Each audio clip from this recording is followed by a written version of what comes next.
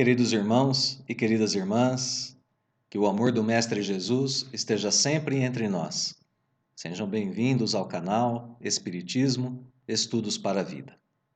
Para começarmos as nossas reflexões, eu gostaria de convidá-los a uma criação ou a criação de uma imagem mental. Vamos imaginar que estamos passando por uma porta e que quando a atravessamos, a primeira coisa que nós percebemos é o chão. Percebemos um piso um tanto rústico, mas bem construído. Olhamos um pouquinho melhor, percebemos que estamos sobre uma plataforma. Voltamos os nossos olhos para a porta pela qual nós entramos, percebemos que existem longas paredes, com grandes janelas, pequeno guichê.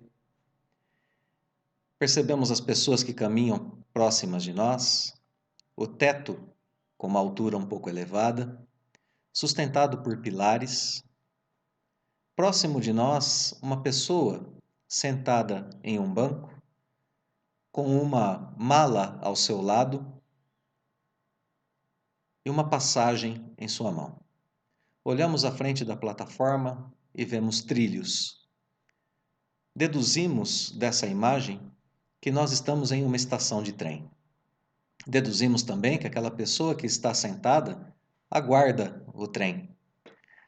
Nos aproximamos dela e aí começamos a conversar de forma casual e ela nos lembra que aquele lugar em que nós estamos é uma cidade de fronteira e que ela aguarda o trem para voltar ao seu país de origem.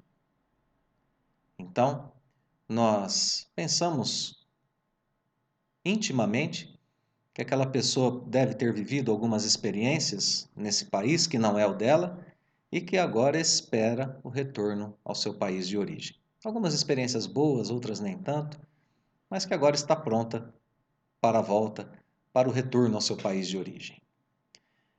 Nós criamos essa imagem mental para que nós possamos tratar do item perda de pessoas amadas, mortes prematuras, contido no capítulo 5 do Evangelho segundo o Espiritismo. Esse item é uma instrução do espírito Sanson, ex-membro da Sociedade Espírita de Paris, de 1863. E essa instrução, contida nesse capítulo, traz uma mensagem muito importante para nós. Porque o capítulo Bem-aventurados os aflitos trata, é claro, das aflições, dos sofrimentos humanos aqui na Terra. Mas ao tratar desses sofrimentos e dessas aflições, esse capítulo tem uma nuance, ele tem um ensinamento subliminar muito importante, que eu vou explicar através do título do item anterior a esse no capítulo. O título que antecede esse item, Perda de Pessoas Amadas, Mortes Prematuras, tem o título A Felicidade Não É Desse Mundo. Esse item explica que a felicidade plena não é daqui, que não podemos ser plenamente felizes no planeta Terra. No entanto, existe um tipo de felicidade que é possível de ser alcançada aqui na Terra. E quando nós nos voltamos para esse tema a respeito da morte, a respeito da desencarnação, nós precisamos nos lembrar que em algum momento nos separamos das pessoas a quem nós amamos. E mesmo assim, é possível viver aqui na Terra de modo sereno, de modo tranquilo, a felicidade possível mesmo diante dessa ausência desses nossos entes queridos.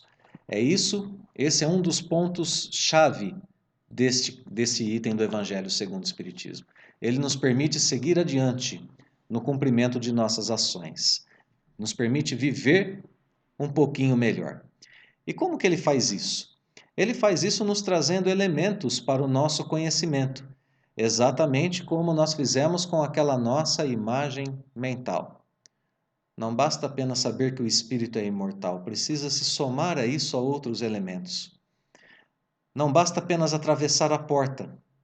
É preciso dizer, é preciso perceber que existe o chão, que existem as paredes, os trilhos, a passagem, a mala, a pessoa, os dois países. Enquanto nós fomos construindo essa imagem mental, fomos tendo elementos suficientes para esclarecimento, para a construção de conhecimento a respeito daquilo que estava acontecendo. Em relação a esse tema da morte e a outras aflições da vida, é exatamente o mesmo. Quanto mais estudamos a doutrina espírita, mais elementos nós trazemos para o nosso conhecimento, para o nosso consolo e para que tenhamos força moral, coragem, abnegação, devotamento, resignação para enfrentar esses momentos e vencê-los e sairmos deles mais fortes, melhores do que éramos antes. O grande ensinamento da doutrina espírita, progresso de todos nós. Vamos agora começar então o texto de Samson. Quando a morte ceifa nas vossas famílias, arrebatando sem restrições os mais moços antes dos velhos, costumais dizer: Deus não é justo. Pois sacrifica um que está forte e tem grande futuro, e conserva os que já viveram longos anos, cheios de decepções. Deus é justo, pois leva os que são úteis e deixa para trás os que para nada mais servem. Deus é injusto porque despedaça o coração de uma mãe, privando-a da inocente criatura que era toda a sua alegria. Então, aqui os motivos pelos quais nós julgamos Deus injusto. Intimamente, nós sentimos essas coisas, podemos até não dizer, mas pensamos e sentimos essas coisas. E então, nós temos aqui uma concepção do que é a justiça divina. Seria justo que ficassem os mais fortes, os mais úteis, aqueles que são o ponto de apoio de suas mães. Enquanto aqueles que são velhos e inúteis, esses poderiam ir. Bem, vamos pensar um pouquinho do ponto de vista da imortalidade da alma. Muitos de nós chegamos a uma idade mais avançada e dizemos que estamos velhos e que não servimos para mais nada. Ora, do ponto de vista do espírito imortal, isso não existe. Aqui na Terra mesmo, nós temos pensamentos que são favoráveis a essa ideia. Por exemplo, o professor Mário Sérgio Cortella diz em uma de suas palestras que o ser humano não envelhece. O que envelhece é geladeira. Isso porque a geladeira nasce pronta, então ela envelhece. Nós não nascemos prontos. Nós nos aperfeiçoamos no decorrer da vida. Portanto, não envelhecemos, nos tornamos idosos. E do ponto de vista da doutrina espírita, agora, voltando ao espiritismo, é mais até do que isso. Os nossos corpos físicos ficam idosos. O espírito só se aperfeiçoa através do tempo. Então é perfeitamente possível termos uma alma, um espírito jovem e estarmos em um corpo idoso. Sendo pessoas abertas, pessoas ativas, pessoas que contribuem para o progresso de todos que acertam.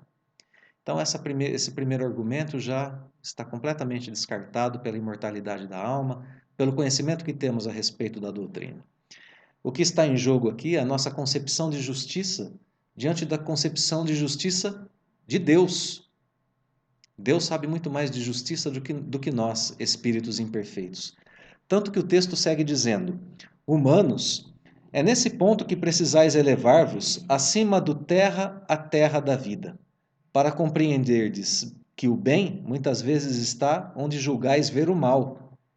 A sábia previdência onde pensais divisar a cega fatalidade do destino. Então as pessoas não desencarnam nem por destino, nem pela fatalidade do destino, e nem é um mal quando elas desencarnam.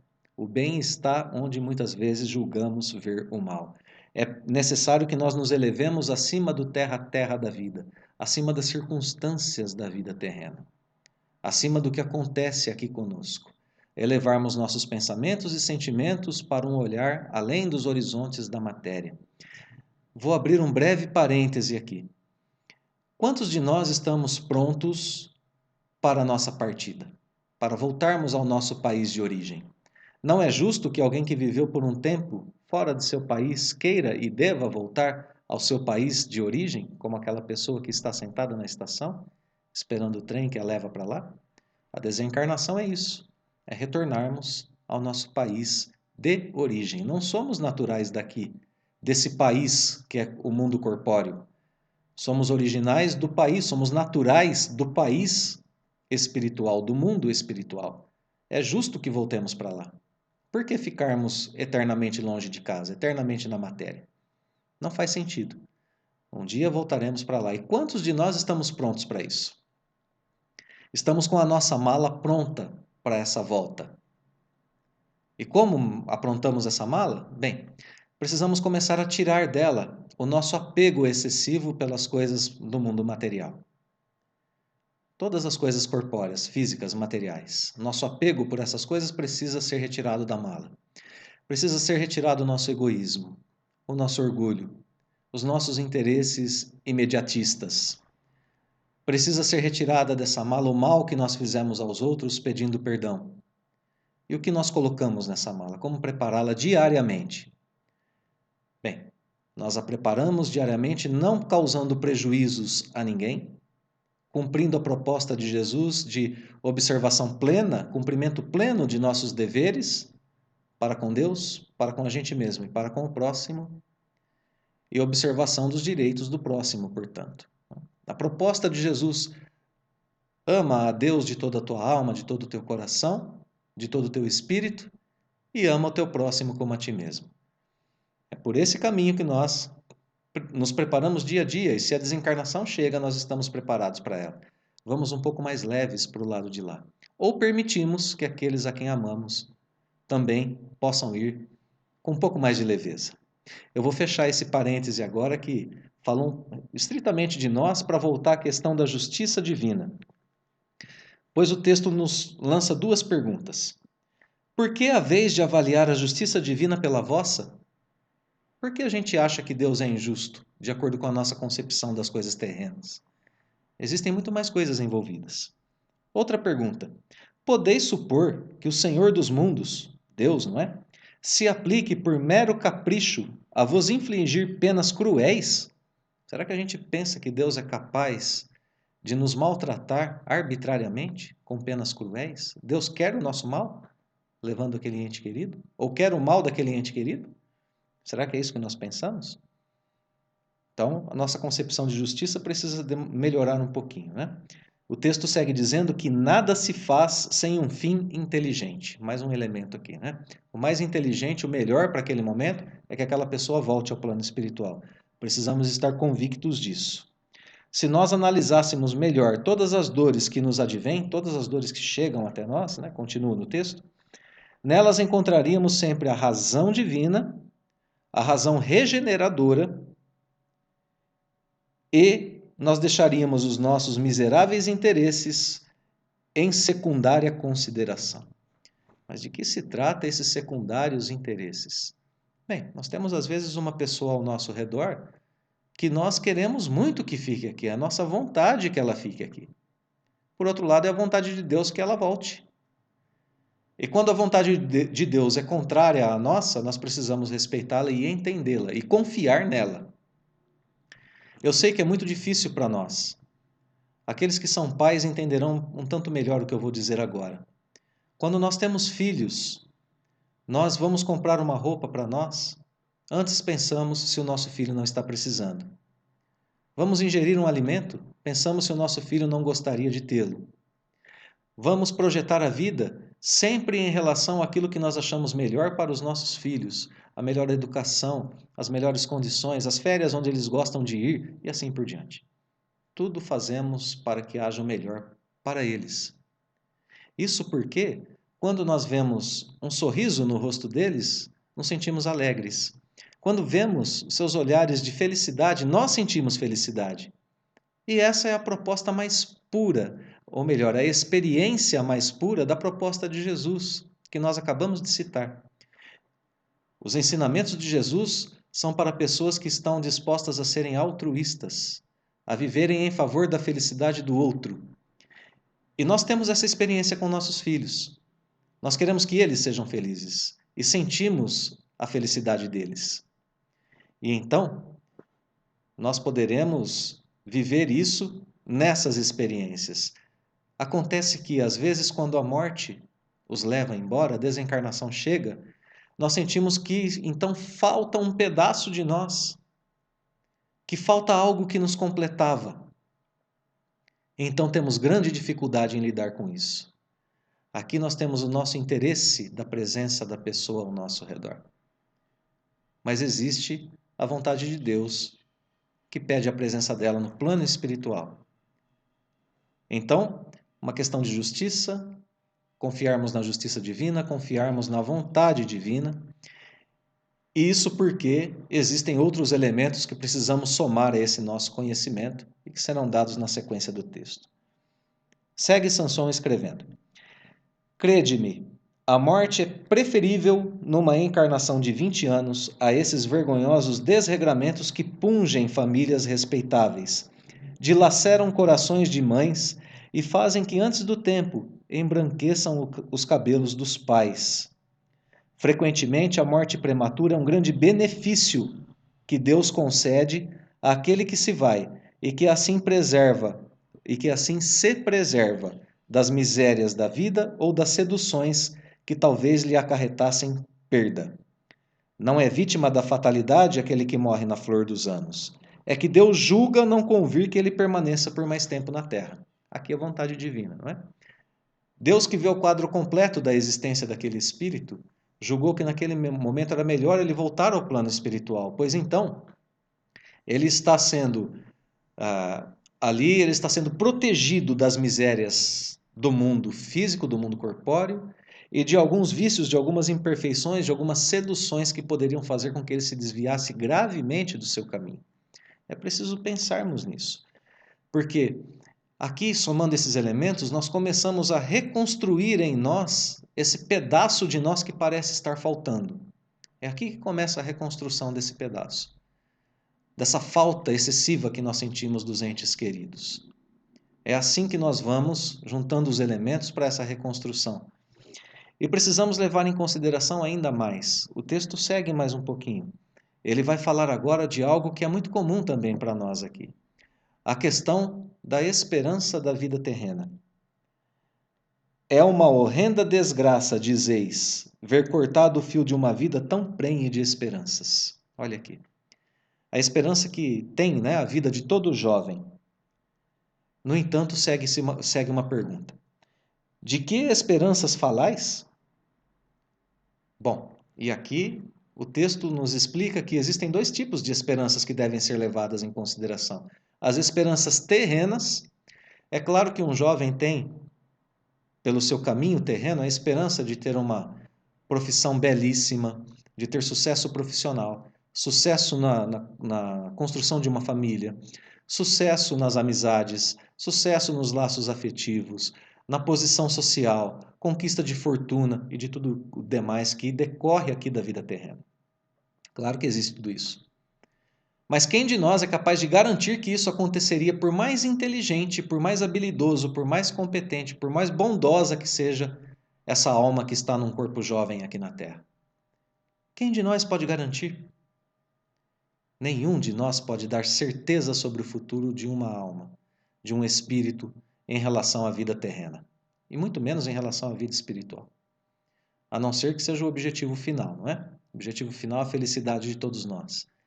Mas para breve tempo, para o progresso daquele espírito, Deus, que sabe o que aconteceria com aquele espírito enquanto encarnado, diz: é melhor voltar ao plano espiritual do que viver na Terra por mais tempo. E vamos levar em consideração o outro tipo de esperanças que existem. Pois as da Terra, essas que sucesso, fortuna, profissão, etc., essas passam com uma encarnação. Essa encarnação acabou, tudo isso que foi construído também acabou, ficou aqui na Terra. Enquanto que, retornando ao plano espiritual, lá, esse espírito protegido dessas situações que podem desviá-lo pelos vícios ou pelas misérias, se vê diante de uma oportunidade das esperanças espirituais, a conquista das virtudes, de se tornar um espírito melhor, de reencarnar depois em outra situação melhor, que apresentará situações mais propícias para que ele vença. E então, as esperanças do espírito são para toda a imortalidade da alma, não para 70, 80, 90 anos como aqui na Terra. Esse conhecimento é altamente consolador para todos nós. Precisamos levar isso em conta quando falamos sobre desencarnação e evitarmos as reclamações que fazemos. Tanto que o texto segue dizendo: em vez de vos queixardes, alegrai-vos, alegrai-vos, quando praz a Deus retirar desse vale de misérias um de seus filhos. Não será egoístico desejardes que ele aí continuasse para sofrer convosco? Ah, essa dor se concebe naquele que carece de fé, naquele que não tem fé, não é? E que vê na morte uma separação eterna. A morte, portanto, não é uma separação eterna. Não sabemos pela doutrina espírita que esse nosso mundo aqui, o planeta Terra, é um mundo de provas e de expiações? Por que desejarmos que um espírito prolongue a sua estada aqui na Terra? Para que ele passe por mais aflições? Para que passe por mais provas, sendo que Deus julgou que não é mais necessário? Que ele pode voltar ao plano espiritual? Pensamento egoísta de nossa parte, queremos a pessoa ao nosso lado a todo custo. E então precisamos lembrar que a doutrina espírita não nos impede de sentir saudade daquele que partiu, mas nos diz que a separação não é eterna. Então nós podemos ter saudade. O que nós devemos tomar cuidado é com o desespero. Não podemos nos desesperar, não podemos nos revoltar contra Deus e contra a vida porque essa pessoa se foi. E devemos então lembrarmos-nos desses elementos para termos maturidade espiritual e seguirmos adiante. Essa maturidade espiritual que também se conquista, é um fruto do nosso modo de interpretar essa passagem da vida que é a morte. E para a gente ter um exemplo prático disso, eu quero citar um texto que tem o título A Morte Explicada por uma Criança com Câncer Terminal. O texto é do Dr. Rogério Brandão, que eu peço licença para ler agora. Como médico cancerologista, já calejado com longos 29 anos de atuação profissional, posso afirmar que cresci e modifiquei-me com os dramas vivenciados pelos meus pacientes. Não conhecemos nossa verdadeira dimensão até que, pegos pela adversidade, descobrimos que somos capazes de ir muito mais além. Recordo-me com emoção do Hospital do Câncer de Pernambuco, onde dei meus primeiros passos como profissional. Comecei a frequentar a enfermaria infantil e apaixonei-me pela oncopediatria. Tratamento de câncer em crianças, né? Essa é a especialidade. Vivenciei os dramas dos meus pacientes, crianças vítimas inocentes do câncer. Com o nascimento da minha primeira filha, comecei a me acovardar ao ver o sofrimento das crianças. Até o dia em que um anjo passou por mim. Meu anjo veio na forma de uma criança já com 11 anos. Calejada por 2 longos anos de tratamentos diversos, manipulações, injeções e todos os desconfortos trazidos pelos programas químicos e radioterapias. Mas nunca vi o pequeno anjo fraquejar. Via chorar muitas vezes. Também vi medo em seus olhinhos, porém isso é humano. Um dia, cheguei ao hospital cedinho e encontrei meu anjo sozinho no quarto. Perguntei pela mãe. A resposta que recebi, ainda hoje, não consigo contar sem vivenciar profunda emoção. Tio, disse-me ela, às vezes minha mãe sai do quarto para chorar escondido nos corredores. Quando eu morrer, acho que ela vai ficar com muita saudade. Mas eu não tenho medo de morrer, tio. Eu não nasci para essa vida. Indaguei. E o que a morte representa para você, minha querida? Olha, tio, quando a gente é pequena, às vezes, vamos dormir na cama do nosso pai e no outro dia acordamos em nossa própria cama, não é? Lembrei de minhas filhas, na época crianças de 6 e 2 anos. Com elas eu procedia exatamente assim. Um dia eu vou dormir e meu pai vem me buscar. Vou acordar na casa dele, na minha vida verdadeira. Fiquei estupefado. Não sabia o que dizer. Chocado com a maturidade com que o sofrimento acelerou a visão e a espiritualidade daquela criança. E minha mãe vai ficar com saudades, emendou ela. Emocionado, contendo uma lágrima e um soluço, perguntei: E o que a saudade significa para você, minha querida? Saudade é o amor que fica. Hoje, aos 53 anos de idade, desafio qualquer um a dar uma definição melhor, mais direta e simples para a palavra saudade. Saudade é o amor que fica. Meu anjinho já se foi há longos anos, mas deixou-me uma grande lição que ajudou a melhorar a minha vida, a tentar ser mais humano e carinhoso, com meus doentes, a repensar meus valores. Esse é o depoimento do Dr. Rogério Brandão, oncologista, através do texto que ele nos deixa. Interessante notar que uma criança de 11 anos tenha toda essa maturidade espiritual, não é? Porque o corpo tem 11 anos, mas esse espírito certamente já tinha experiência suficiente para se expressar dessa forma. E então poder entender que a morte, a desencarnação, não é mais do que a morte do corpo físico. E que o espírito continua, que ela não trata de uma separação eterna, como disse o Evangelho. Vejamos a sequência do texto. Vós espíritas, porém, sabeis que a alma vive melhor quando desembaraçada de seu invólucro corpóreo. É uma vida melhor. E ainda na sequência, o texto dirigido às mães, mas que pode ser aproveitado e deve ser aproveitado por todos nós. Mães, sabei que vossos filhos bem-amados estão perto de vós. Sim, estão muito perto. Seus corpos fluídicos vos envolvem. Seus pensamentos vos protegem. A lembrança que deles guardais os embriaga de alegria. Mas também as vossas dores, desarrazoadas, os afligem, porque denotam falta de fé e exprimem uma revolta contra a vontade de Deus.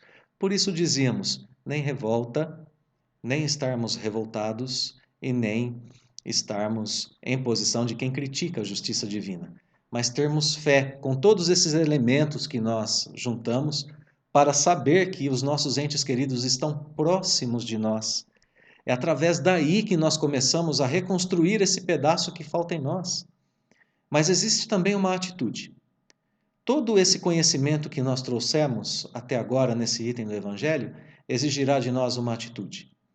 Pois os nossos entes queridos que já se foram nos deixaram heranças. E aqui é necessário lembrarmos mais uma vez que é preciso olhar para além das heranças materiais. Não é a respeito delas que estou falando. Não é a elas que estou me referindo. As heranças materiais têm a sua natureza e nós temos tendência de acumularmos coisas materiais. Essas heranças podem ter ficado conosco, mas existem outras. Aquelas às quais eu me referi há pouco. Aquelas pessoas que eram o amor que nós sentíamos, que eram o companheiro querido ou a companheira querida, que eram aquele que nos dava sorrisos, abraços, consolo, compreensão. Tudo isso é herança deixada por esses entes queridos para nós, em nosso coração, em nossa mente. As heranças espirituais, essas heranças espirituais são diferentes das materiais em sua natureza. Para que elas se multipliquem é preciso passá-las adiante. Então, para começarmos a reconstruir o pedaço que falta em nós, o que nós temos que fazer? Doar a outra pessoa esse amor que nos foi doado. Doar aos outros o companheirismo que nós sentíamos. Dar aos outros os sorrisos, os abraços, a compreensão, a fraternidade que essa pessoa nos deixou. E então, quando nós estivermos transferindo essa herança, esse pedaço que falta em nós será aos poucos reconstruído. Será aos poucos reposto em nós. O amor é o que nos preenche, o amor é o que preenche esse vazio que falta.